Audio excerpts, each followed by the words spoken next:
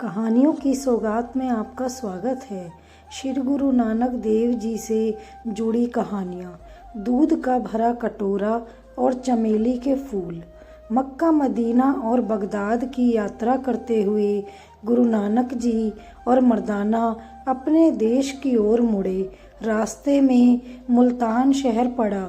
गुरुजी ने शहर के बाहर एक बड़े पेड़ के नीचे अपना डेरा डाल दिया।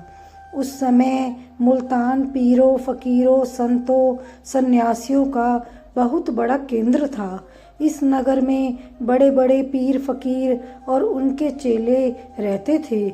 जब उन्हें पता लगा कि गुरु नानक और मर्दाना शहर के बाहर एक पेड़ के नीचे अपना डेरा डाले हुए है, तो वहाँ के बड़े पीर ने दूध का एक पूरा भरा हुआ कटोरा उनके पास भेजा।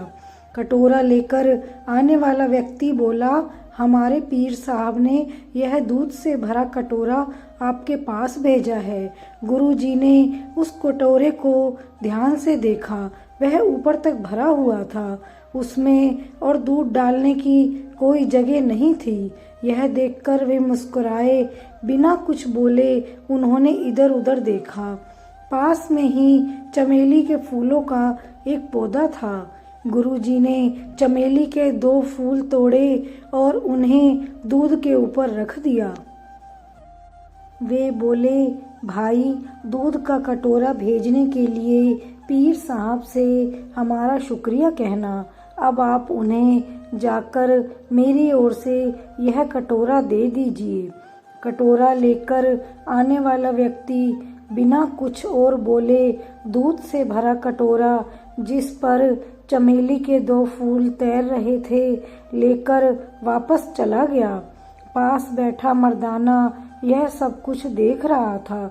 दूध से भरा कटोरा देखकर वह मन ही मन बहुत खुश हुआ था, परंतु कटोरा उसी तरह वापस जाते देखकर उसे बड़ी निराशा हुई। उसने पूछा, गुरुजी, मेरी कुछ समझ में नहीं आया। पहली बात तो यही मेरी समझ में नहीं आई कि मुल्तान के बड़े पीर ने आपके पास दूध से भरा कटोरा क्यों भेजा। दूसरी बात, आपने 2 चमेली के फूल रखकर उसे वापस क्यों कर दिया। गुरुजी उसकी बात सुनकर हंसे और बोले, भाई मर्दाने, पीर साहब का दूध से भरा कटोरा भेजने का मतलब यह था कि इस नगर में पीर फकीर इस तरह भरे हुए हैं जैसे इस कटोरे में दूध। जैसे इस कटोरे में और नहीं आ सकता, वैसे ही इस नगर में किसी और साधु सन्यासी के लिए जगह नहीं है। और आपने चमेली के फूल डालकर वह कटोरा वापस क्यों कर दिया। आपका मतलब क्या था। मर्दाने ने पूछा।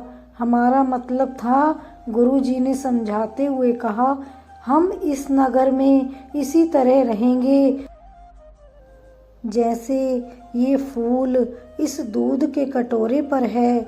हमारे कारण किसी को कोई कष्ट नहीं होगा।